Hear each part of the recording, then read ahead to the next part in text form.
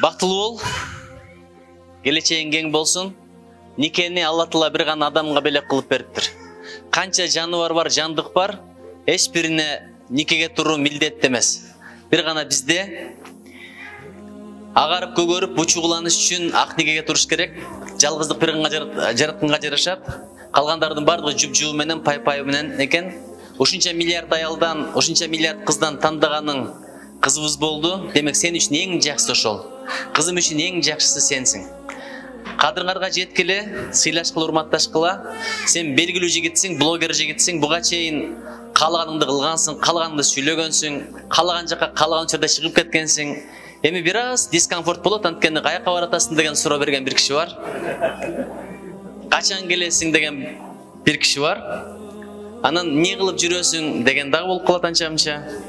Же болбосо тигил ким деп жаныңдагылар боюнча да суроолор кетет. Ошон үчүн аял кишини генеральный прокурор дейт.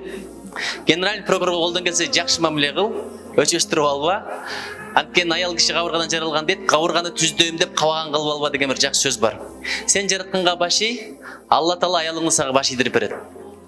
Анан үйгө киргенде дайыма салам айтып кир, жылмайып кир. Сен блогерсиң, келечекте балки министр болосуң. Үйгө келгенде образдан чыгып кел. Анткени аял блогерди күтпөйт, министрди күтпөйт, аял күйөөнү күтөт.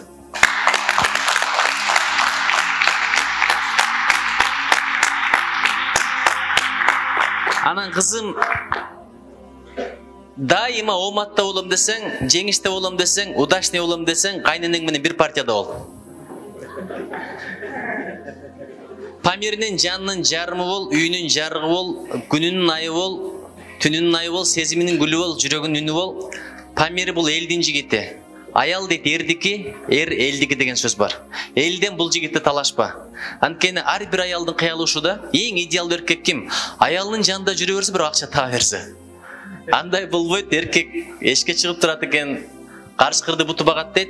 Элден талашпа, көп кызганба, кыспа. Анткени аял колдоп турса, аял коргоп турса, аял таптап турса, эркек ошондо ачылат. Жакшы нер кылган аял дейт.